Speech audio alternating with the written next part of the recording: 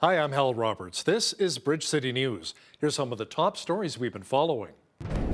Albertans who had to evacuate due to the wildfires may be eligible for financial compensation from the province. The doctor shortage in Lethbridge was a hot-button topic Monday night among the provincial Lethbridge East candidates who were vying for your votes on May 29th.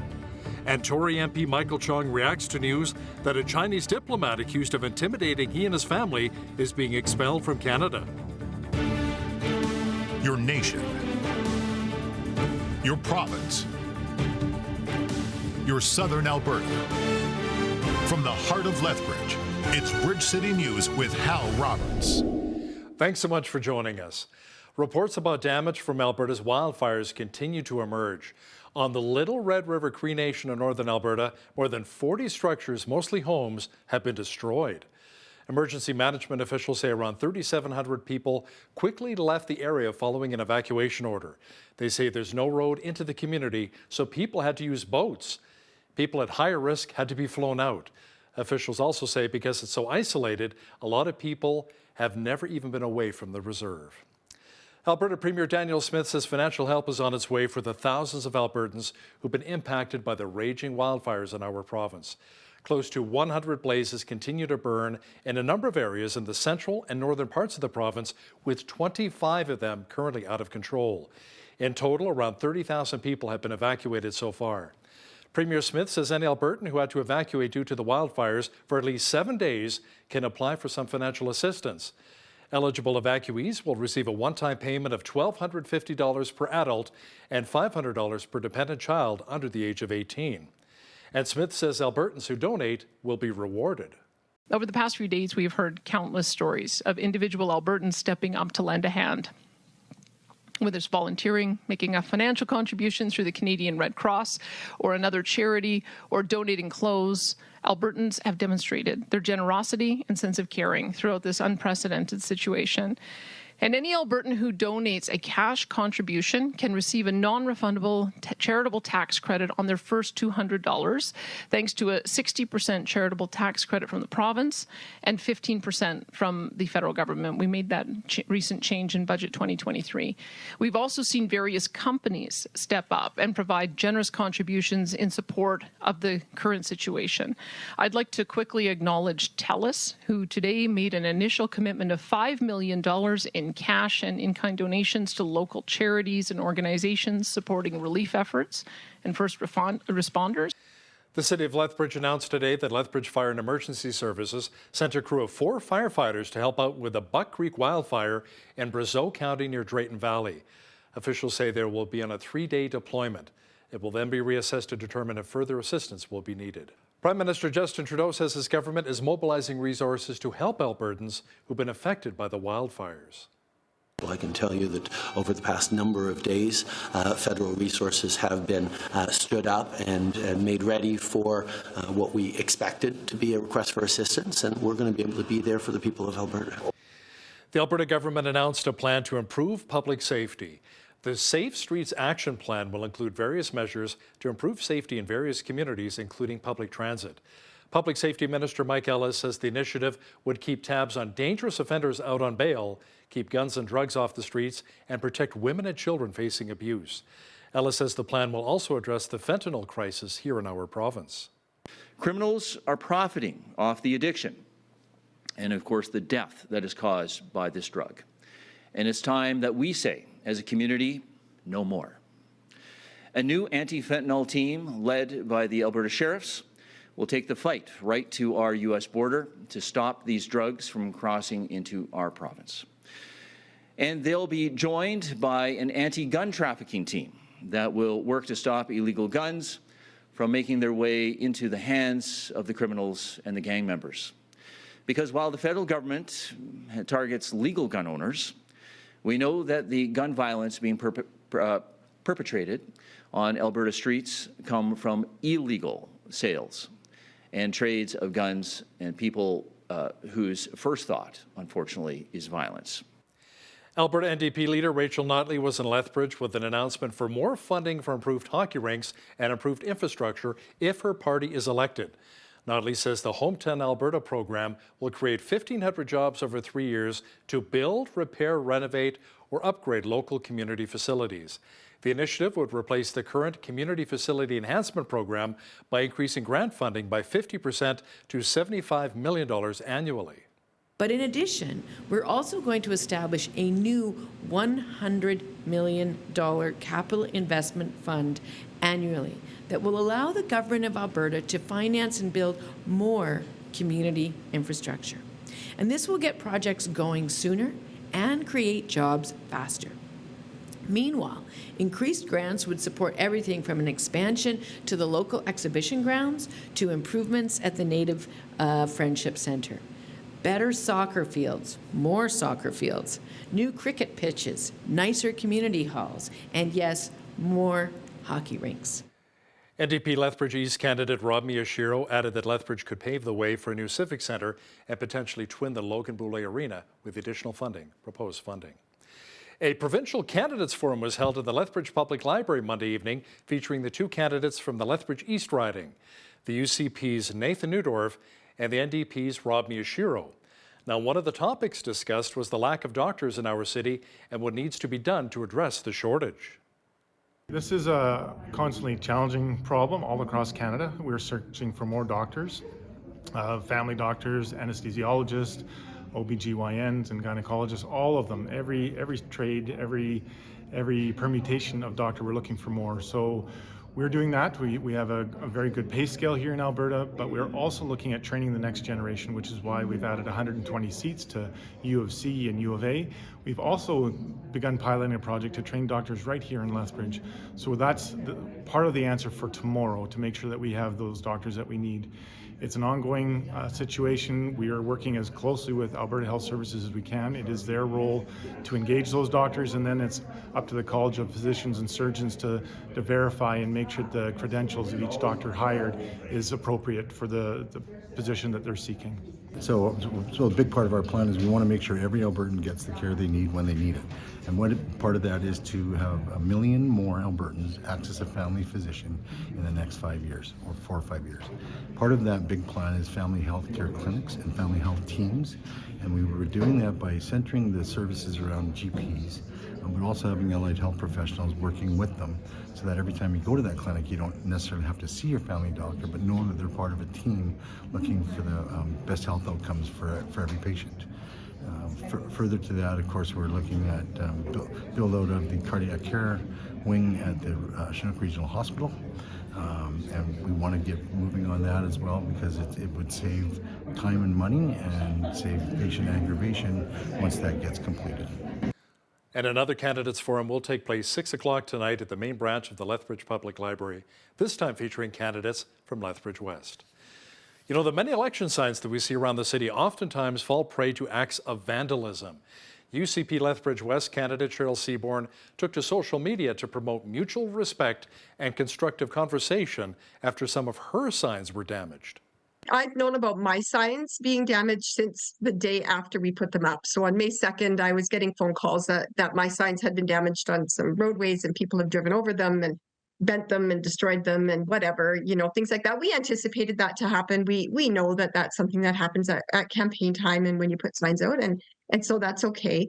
But then, you know, it continued to kind of happen. And then on the weekend, we actually got notified by one of Shannon Phillips NDP supporters that I'm not exactly sure where anymore, but some of the signs that they had. It does take away from democracy. It does take away from the idea of respectful speech and interaction with one another.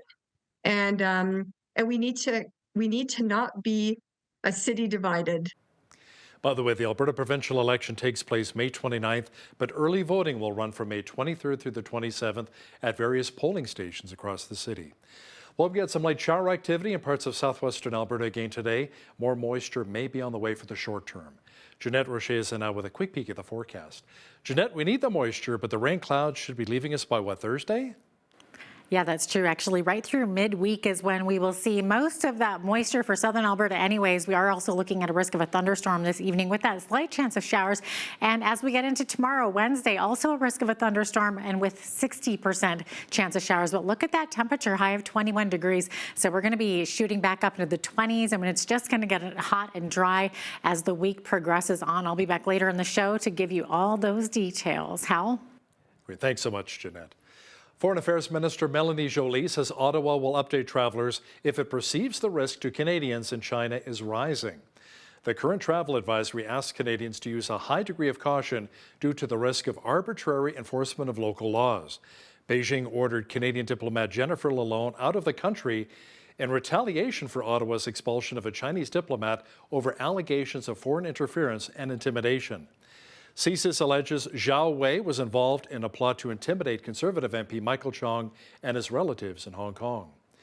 Tory MP Chong was asked if he's heard from his family in Hong Kong.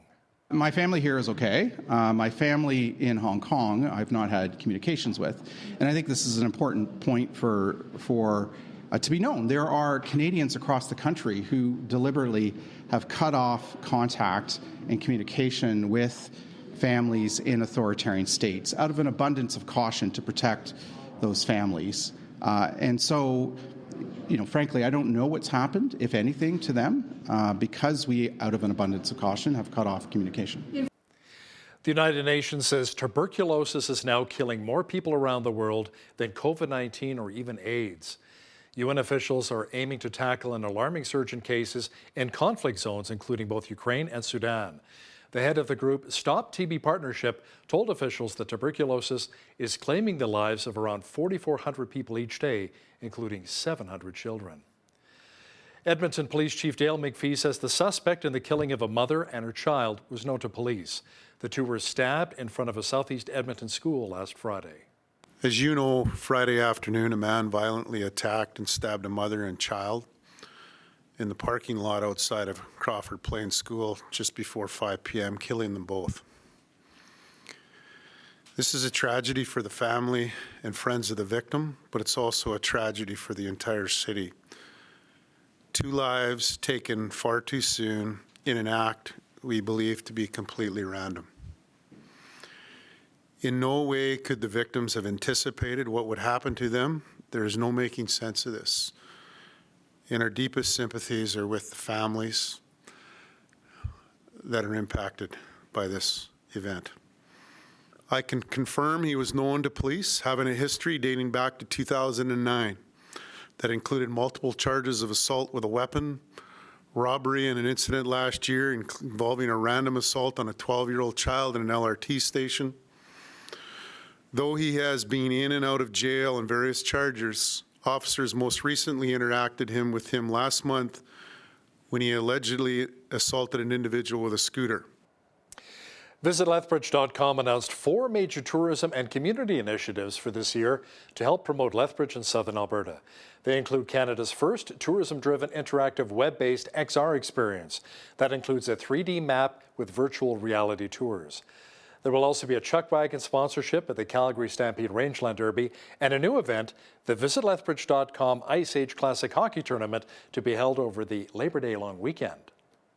This event hopes to attract 48 teams in total, with 36 being out-of-town visiting teams, and has created this fun event to showcase not only our city, but also bring hockey enthusiasts to town during the Lethbridge Hurricanes training camp.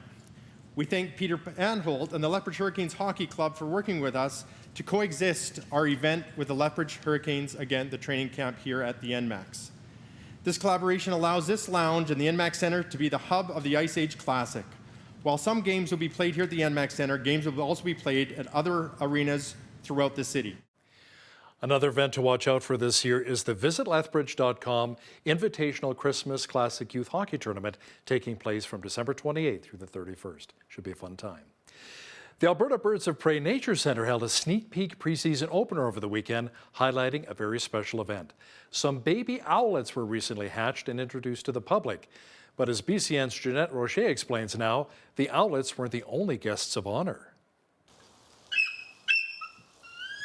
When you come to the Birds of Prey Nature Centre, you'd expect to see this and a whole lot of these, and possibly even some new hatchlings like these 3-week-old owlets. And they grow really, really fast. So if anybody's interested in seeing the young owls when they're cute and fluffy, try to come early in the season.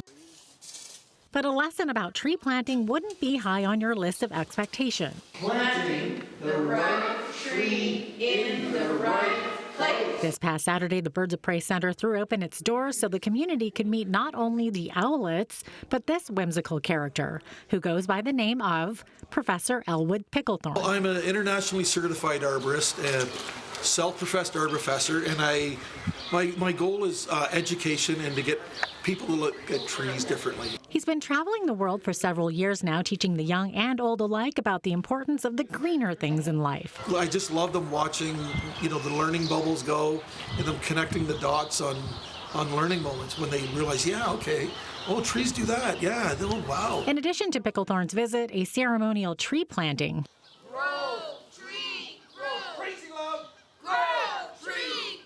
And the whole reason for the special occasion? Because one of our next major projects on site is starting in Arboretum. And in the months and years ahead, we're going to have a whole bunch of new interpretive signs on the trees around the site, so that can be another reason for people to visit us. The Alberta Birds of Prey Nature Centre officially opens for the season May 20th and will be open 7 days a week until Labor Day. All we are saying is give trees a chance. For Bridge City News, I'm Jeanette Roche. I should try that with my trees, help them to grow a little better. Well, we had sun mixed with cloud today and slightly cooler in Lethbridge. The rain clouds we've seen in our region may be sticking around for the short term. Complete weather details are coming up.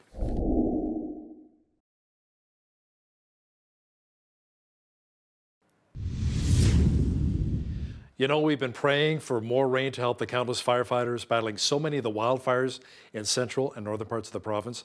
Jeanette Roche is now with all of our weather details. Jeanette, for our area here in southwestern Alberta, we may too see a little more moisture before things start to clear up. Yeah, right through midweek, that is when we'll see the majority of that moisture. 60% chance of showers tomorrow, 30% this evening. We're looking at thunderstorms for both this evening and into Wednesday. And of course, as we get into Wednesday, it's going to heat up a little bit there, up to the 20s again. So 21 for the high on Wednesday, up to 22 on Thursday. Up to 24 on Friday. Look at that weekend forecast, though. 25 degrees on Saturday, up to 28 Sunday, and all the way up almost 30 degrees. We're looking at 29 on Monday as we round out that 7-day forecast. Average high for this time of year, 17, so we're going to be well above that. Average low, 3 degrees, 29. That was our high temperature on this day back in 1987. And in 1968, it was a chilly -4. That was the record cold for this day. 5:55, that's when the sun rose this morning. Sunset this evening right at 9:01 p.m. So we're now over 15 hours and 6 minutes of daylight. Okay, going to be a lovely one on the west coast tomorrow, 18 for a high, a little bit cooler by the water though in Victoria. Lots of sunshine, mix of sun and cloud expected in Vancouver tomorrow with a high of 17. Could see some fog patches in the morning as well. High of 21 in Edmonton and 17 for a high in Calgary. Both Calgary and Edmonton looking at a 60% chance of showers tomorrow and a risk of thunderstorms. It's going to be a little bit of a wet one as well throughout the rest of the prairies.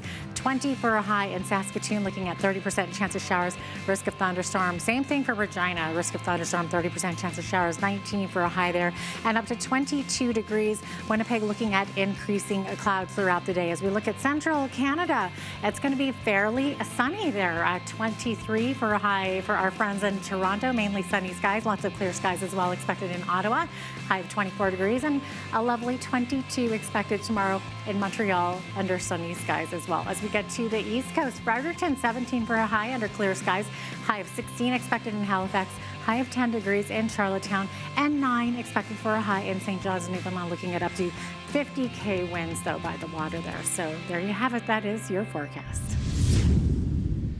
A retail analyst says a diplomatic spat between Canada and China could lead to a boycott of Canadian companies in China. That could tarnish the appeal of Canadian brands such as Canada Goose, Roots, Tim Hortons, and Lululemon for Chinese consumers. China expelled a Canadian diplomat after Ottawa announced it was sending a Chinese consular official packing for his alleged role in a plot to intimidate Conservative MP Michael Chong and his family members who live in Hong Kong. A report commissioned by Facebook owner Meta says the virtual interactive world known as the metaverse could contribute as much as $85.5 billion to Canada's annual gross domestic product by the year 2035. That would be close to 2.4% of GDP. The report notes that several Canadian companies already use this type of technology to train surgeons and enhance the online shopping experience. Retailer Pet Value is reporting sales at stores open at least a year rose 9.4% in its first quarter. The pet food and supplies chain is reporting a profit of $18.7 million. Now that is down from $22.6 million from a year earlier. Revenue, meanwhile, climbed from $213.2 million in the first quarter of last year to $250.3 million this year. Now, here's a look at today's markets. The TSX was up just over half a point today to finish at 20,585. The Dow was down 56 points to 33,561. The S&P 500 was down 18 on the day to 4119, and the Nasdaq was down 77 points to 12,179. West Texas Intermediate Oil was up 55 cents to 73.71 US per barrel. Natural gas was up 3 cents to 2.27 US. Gold was down a cent to $2,034.55 US an ounce, and silver was up 2 cents to 25.62 US an ounce. Feed wheat is at $11.05 per bushel, barley's at $8.90, canola's at $16.30, and corn is at $10.03 per bushel. Live cattle were up $1.50 to $163.93. That's for the June contract. Feeder cattle were up $2.50 to $205.93, and lean hogs were up 65 cents to 76.28. The Canadian dollar was up slightly over the past 24 hours to 74.73 US.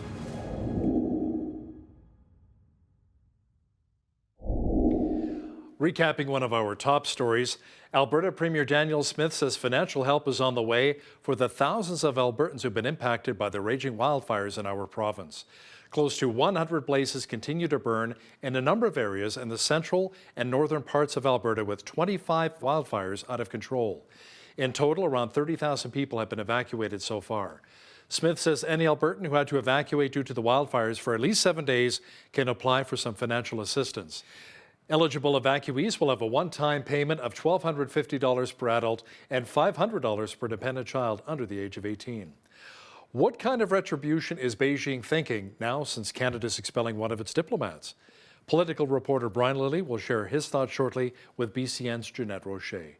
Listen, if you see news happening in your community, be sure to drop us an email at info@bridgecitynews.ca. We'd love to hear from you. Here's today's Bridge City News community calendar. The Lethbridge Senior Citizens Organization is looking for volunteers to take part in their Drive Happiness program. This program is to help seniors in our community who are facing extreme loneliness due to lack of accessible transportation. Volunteers drive clients to their medical appointments, pick up groceries, and take them to important life activities. If you're interested in this opportunity and for more information, visit lethseniors.com/volunteer drivers. Lethbridge Legal Guidance is a nonprofit society offering free legal advice to low-income Southern Albertans. It holds clinics on Tuesdays from 4 to 6 p.m. by appointment only. Some of the areas the society assists in include family, criminal, traffic, immigration, EI, and other issues. For more information, call 403-380-6338 or visit their website, lethbridgelegalguidance.ca. And that's today's Bridge City News community calendar.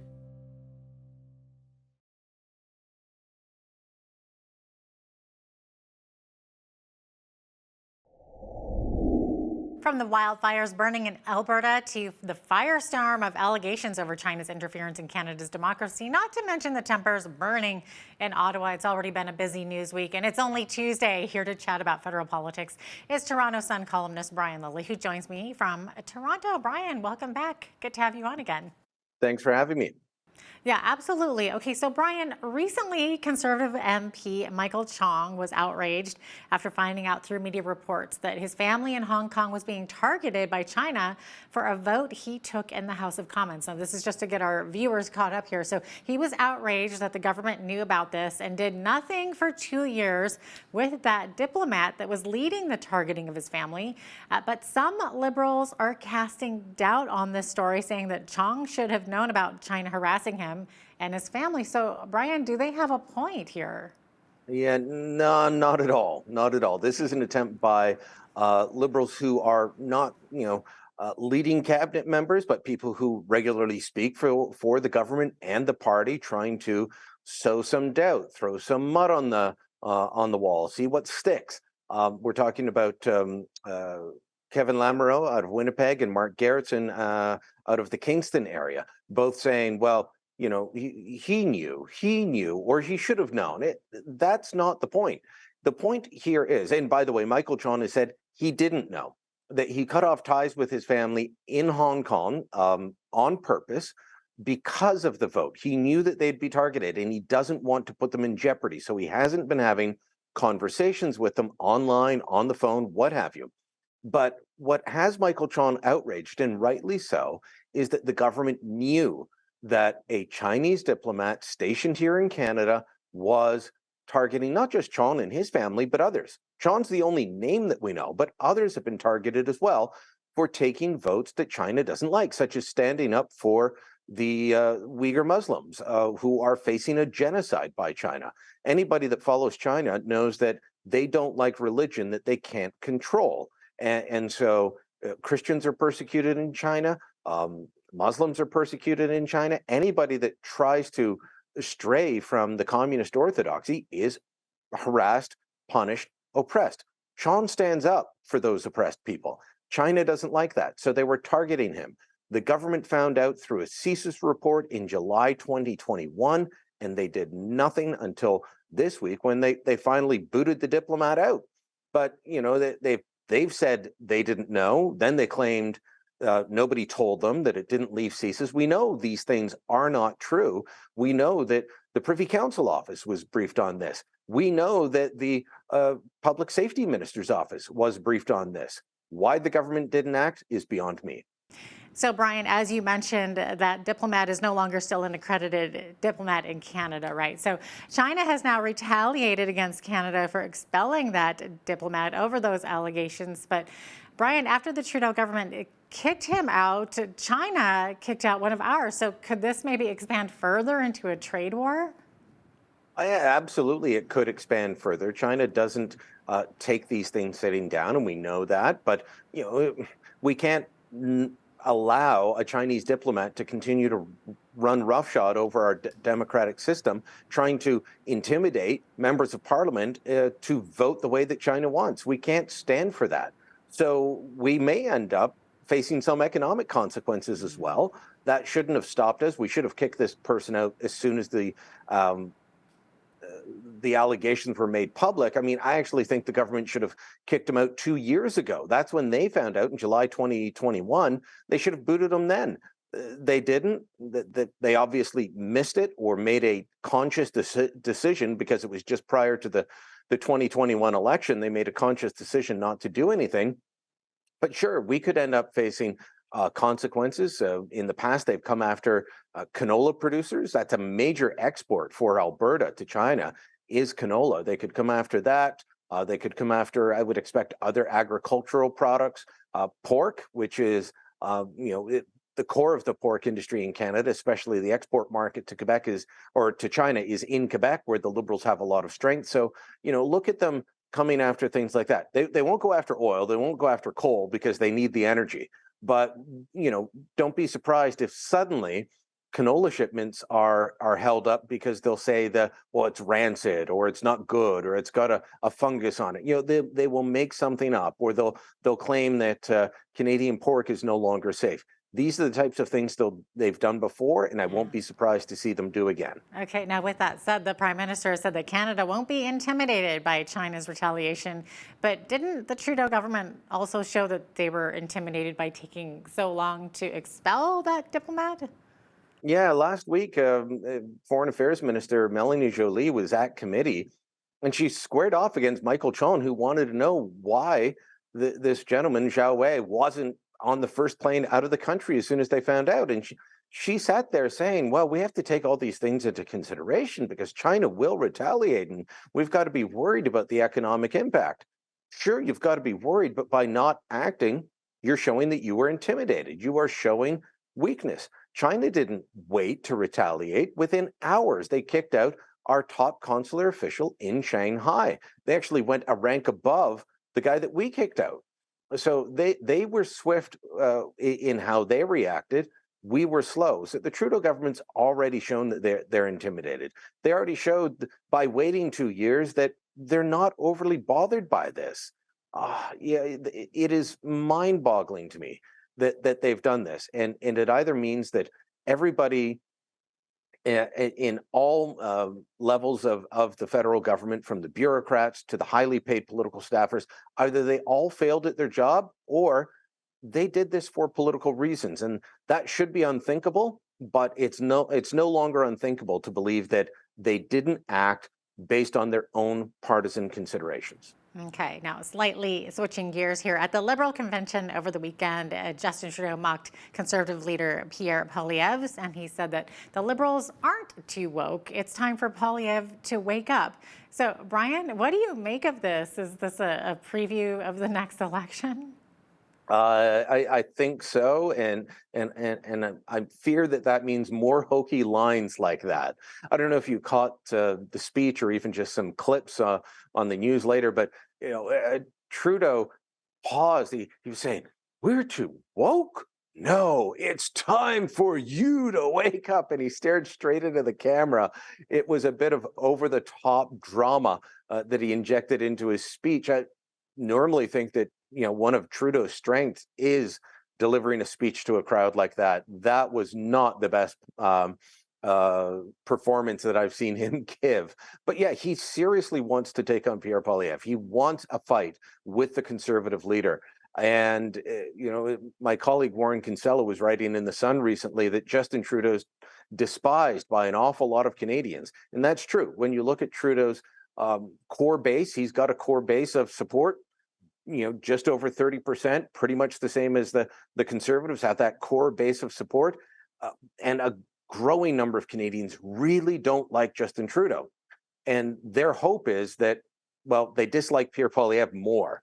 And I don't know that that's a winning election strategy. 3 wins in a row is a pretty good record. Maybe Trudeau should have packed it in. He's clearly shown he's not going to, and he's itching for a fight with the Conservative leader. That may be a bridge too far for him. Wow. Okay, also at that convention, the Liberals adopted a policy to hold online news sources accountable. But Brian, you say that if the policy became law, the government would decide what could and could not be published.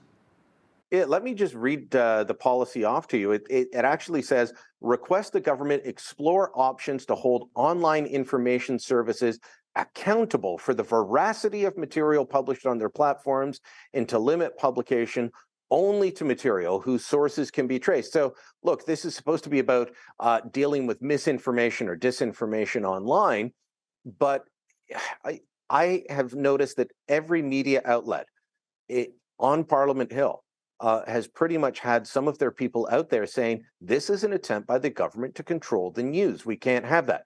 This is only Liberal Party policy at this point. This is not government policy. It's not been enacted. But this is what the party voted and said, here are our priorities. They only had 15 of these, and this is one of them.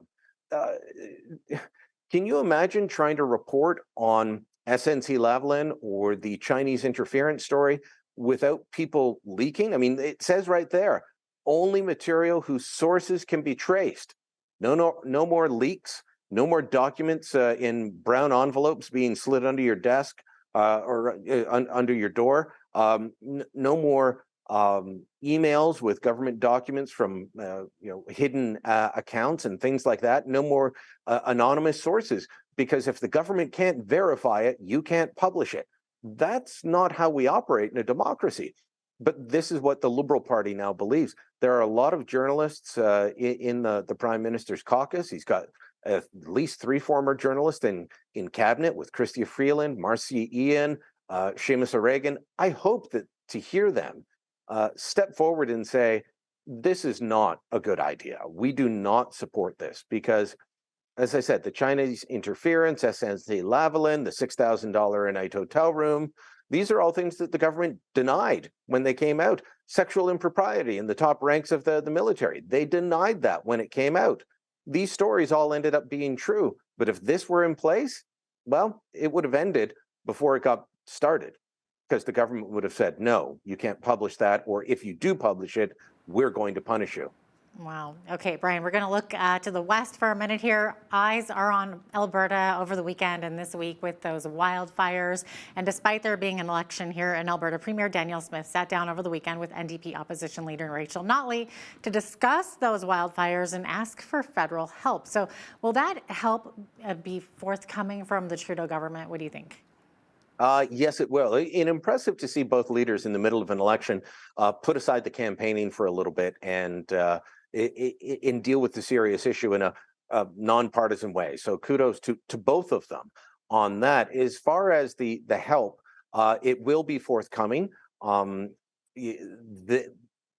province asking officially is part of the process. The federal government, in cases like this, will know that help is needed or that help is likely to be asked for. And so they can start preparing, but they can't do anything until an official request comes in from the province. So that's happened. This is an annual type of request that comes from, if it's not Alberta every year, it's British Columbia or it's Ontario or it's Quebec.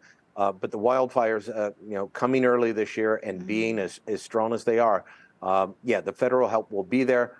It'll take a little bit of time, but this is not a request that they're going to or can turn down, but it required the province to ask for it first. Okay, and then one of the things that you've said before, Brian, is that this race will come down to swing voters, especially in Calgary. So have you seen any touchdowns or fumbles yet that could have an impact? Well, yeah, I think a touchdown, and strangely, it's a touchdown for both, is what I just talked about with Rachel Notley and Danielle Smith, showing that they can be adults in the room. Oftentimes people are turned off by the pettiness of politics and how everyone's just complaining and saying the other guy's no good, and I'm the only one that knows what they're talking about. Well, they both sat down and they both were dealing with the issue in a coordinated fashion. So kudos to both of them. I think the NDP is really trying to play up these comments that Danielle Smith made on a podcast about vaccines and Nazis and poppies.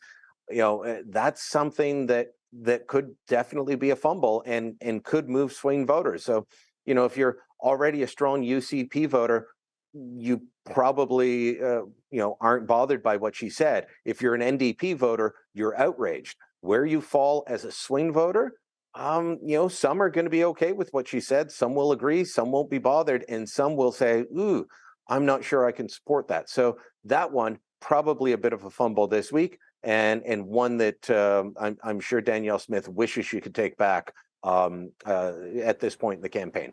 All right. We had a big ceremony over the weekend, at least across the pond anyway, with the coronation of King Charles. So, Brian, what are you finding? Are Canadians still supporting the monarchy? Are we finding a lot of negativity towards it? What do you think? There was a lot of polling prior to the coronation saying that Canadians don't want to keep the monarchy. I think it was just over 60% said we should drop the monarchy. It's time to move on. You can think that all you want unless we completely reopen the Constitution.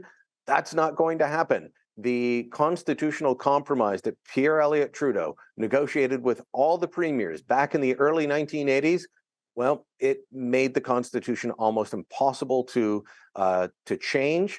And the amending formula is very difficult. And if we open this up, then absolutely everything else gets opened up as well. The monarchy is baked into the Constitution as it is. I don't see that happening. So King Charles it is for now, King Charles III, and eventually it will be King William and Queen Kate, I guess. I don't think the monarchy's going anywhere. It makes for good headlines. It makes for good chatter. It makes for good columns. But this is the system that we have, and it's the system we're going to continue to have for quite some time. And they're going to print new money too, apparently. Yes, that'll be interesting. So if you've got a $20 bill or maybe some toonies and loonies, stick them away in a drawer, keep them in good shape, and one day they'll be worth a lot more money if they've got the Queen on them. Because the new ones are coming out now with King Charles, and a new crown, by the way. If you didn't see that, a new Canadian crown and a new coat of arms, and they're dropping the religious symbols. No more crosses atop the crown. It's a snowflake. Interesting. Okay. Should be interesting to see that new money when it comes out. Toronto Sun columnist, it's Brian Lilly. Thanks so much for joining us today. Thank you.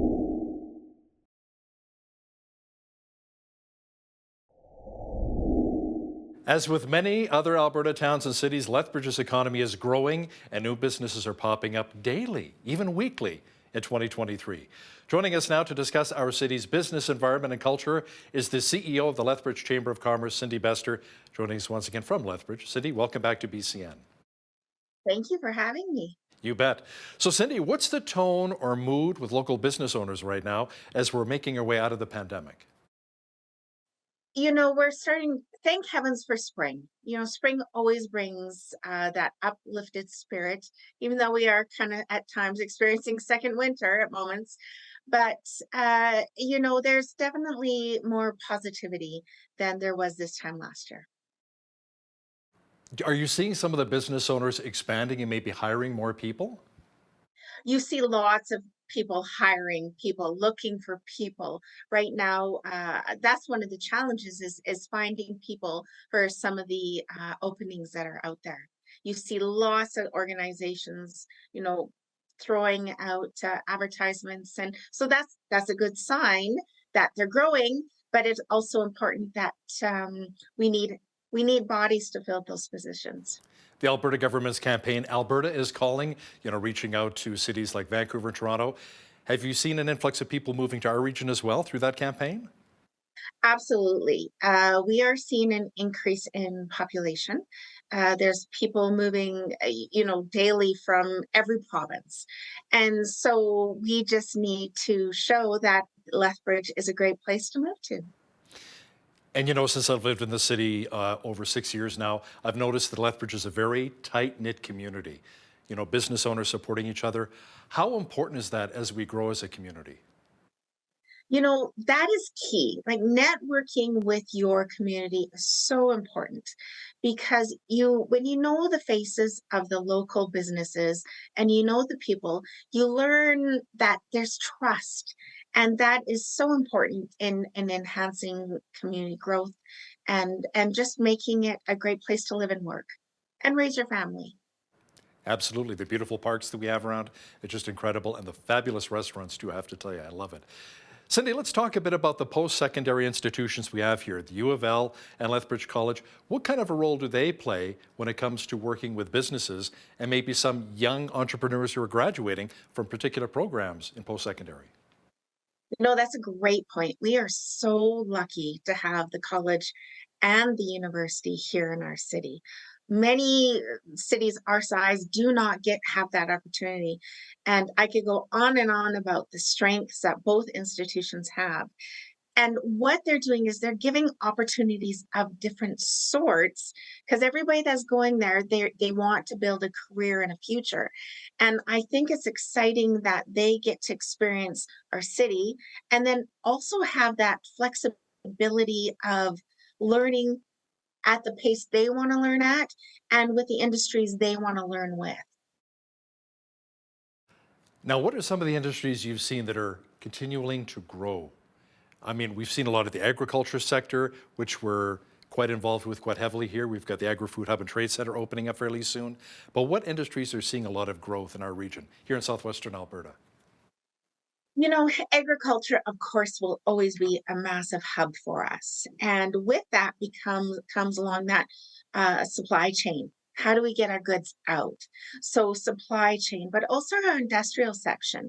And but service industry, as population grows, we also need service industries to make sure that our food supply is running, whether it's the grocery store or fuel or all those necessities to have our homes run efficiently, safely, and to get our kids to school and to get ourselves to work. So we're seeing growth, I would say, in every industry that is touched in Lethbridge, for the most part. Of course, there is struggles. It's not all sunshine and roses yet, but from the feeling that we get from members we talk to, and like I said, the not so sunny things, there's still optimism. Now, here in Lethbridge, we have a place called Tech Connect, a place for entrepreneurs, Cindy, and it's basically known for being Southern Alberta's hub for innovation and technology. What can you tell us about Tech Connect and how it's been helping the business community here? Well, Tech Connect is another fantastic place for people to go, entrepreneurs to go explore, especially in that startup stage and those connections with the right people through RINSA, which is the Regional Innovation Network of Southern Alberta. There's a group of us that we get together once a month and we look and we discuss those emerging, whether it's technology for all sorts of industries. Who do we need to tie them into and what can we do to help them? For example, last month when we were talking, there's somebody we were able to tie this entrepreneur with at the college and at the university. And then from there, they were able to get research grants and further development. So, you know, Tech Connect is that like spark place that where we're able to help connect people. And Tech Connect does a brilliant job of all of that. Do you think the technology sector is an area we'll continually to see more growth in our region here? You know, I hope so, because we can work from anywhere in the world and we can be successful with that. We also need to ensure that our region is up to date with broadband, and so we don't have pauses here and there with conversations. But I do see that growth as well, especially with the college and some of the great things they're doing with virtual reality. A lot of companies, obviously, and certain industries are connected as well in the business community. Cindy, how are we seeing our local technology companies help other industries to grow? You know, we're starting to hear more stories. We need to get out with our technology partners and encourage them to share stories on what they're doing. Let's just say the music and film industry. We have seen phenomenal growth in that area. The Last of Us, that was just, you know, showcased Southern Alberta. And from that, there's a lot of local experts that were part of that. So we need to get those stories out to show that technology isn't just for like designing buildings. There's technology touches every part of our day. Now, obviously, you're really well connected with small and medium business owners and some of the bigger companies as well, the bigger corporations. Cindy, a lot of people are telling me they live on the west side, they need a Walmart Superstore, or a Canadian Tire, because you've got so much of the population moving to the west side of the city. What are you hearing? Is there potential of a Walmart Superstore maybe setting up shop here in Lethbridge on the west side? Well, there's a lot of land over there. You know, I think the developers are out there. They're talking about different things. There's plans and different phases and stages. So I think over the next couple of years, we will hear more of that, because there definitely is a need with the growing population, the growing housing development. There will need to be more resources in that region of the city. What can you tell us about the new online portal for the Chamber of Commerce membership? Is it kind of like Amazon, but for our business members? You know, that's through the Alberta Chamber of Commerce, and it was to help kind of leverage online portals for the smaller businesses that weren't online yet. And so it's kind of that transition to get that awareness, to get them online, and then to also showcase what Alberta has for that small budding entrepreneurial spirit. What are some of the big benefits you see for business owners who want to join and become a member of the Chamber of Commerce? That's a great question. You know, I kind of talked a little bit earlier about that networking piece, but also networking is important just so we know we aren't alone out there in our business community. We do have our Young Business Professional Committee that this year we're pairing mentors with mentees, and that has just been working out wonderfully. It's exciting for the mentees to see, you know, where their careers can grow, but as a mentor, it's also it revives that enthusiasm for the business community. The other thing is, you know, we do a lot of work with municipal, provincial, and federal government. Most of my day is looking at policies and budgets and things like that that really affect business, and it also how it affects that partnership between public and private, and getting involved in that and understanding the role that chambers of commerce play across the country, North America, and the world. It's quite. I love that kind of business, so it's exciting. Cindy, are there some chamber success stories you can share with us, and maybe specifically some Indigenous business owners who are really thriving right now in our community? You know, one of our advanced ag is one that kind of comes off the top of my head. You know, Ashley Daycheap actually sits on our board of directors at the chamber, and the success that they've seen, and what excites me about their organization is that power of entrepreneurism, but also generational ownership, which I, of course, am a part of myself. But it also shows the power of the college and the power of the university. So it's just that great union of local, what we have behind our thriving entrepreneurs and the success of our generations of our region. Let's circle back to the Agri-Food Hub and Trade Center, a massive development. It's going to bring a lot of business our way. What do you see as some of the biggest benefits of this Agri-Food Hub and Trade Center? And what's some of the feedback from organizations outside of the city and their thoughts on this massive new center that's being developed? You know, I think, location.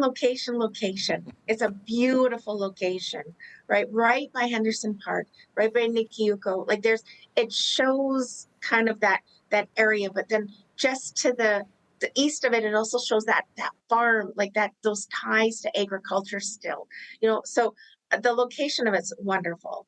I think it's with all the new technology, we've talked a lot about technology today, the technological advancements, to be able to host hundreds of people, thousands of people in one building. I think that's going to be a real draw to showcase where our strengths are to bring draws from Ontario, from Eastern Canada, Western Canada, North America, South America, everywhere. So I think it's quite exciting for our region.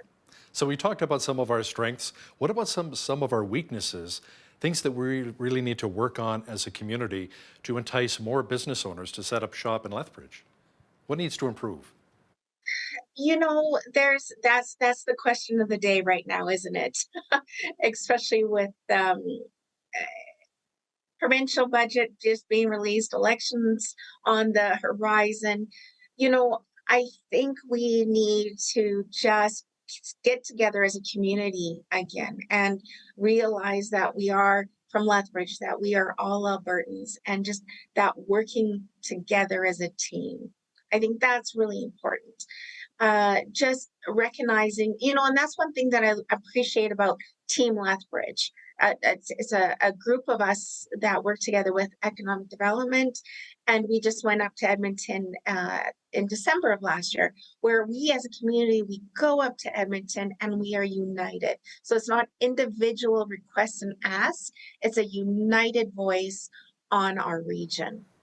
Cindy, can you talk about how various levels of government have really been a help in creating a more positive climate for business growth in our city? It seems like we're starting to roll again. The engines are starting to fire again. And with that, I think we're starting to evaluate what we need for future growth and not just kind of in what we need to stabilize things in the moment, so to speak. So, we've got, our mayor and council who are, they're out there, they're working hard for our city. They're trying to keep everything positive and forward moving because we have that budget that we were waiting for and needed done. So now we have that 4 years to really work and go. Provincially, our province is a strong province, and we need to know our role in the country, and we need to stay strong. And so that's an important key. And then federally, there's a lot of conversations going on federally. And it's, one of the things that in the federal budget that just came out, organizing and encouraging relationships between interprovincial businesses, things like that. I think that would help us unite more as a country. So it's all those, how do you unite a city, a province, and a country all in the day? There's a lot of different challenges that we're faced with. Cindy, as you know, Bridge City News airs on Miracle Channel. We reach 6 million homes across the country, so we have viewers all across this amazing, beautiful country of ours, and we thank each and every one of you for watching BCN. But if somebody, let's say, is watching in Moose Jaw or Halifax or Smithers or in Timmins, Ontario, wants to set up shop here in southwestern Alberta in Lethbridge, why would they want to come to our city? What are some of the biggest benefits that you can think of right off the top? Why set up shop here? You know, we have the university, we have the college, we have excellent school systems, we have excellent community-based organizations. It's, you know, I came here and started university, and then my family moved here, and then we started some family businesses. I've raised my children here. It is a lovely community.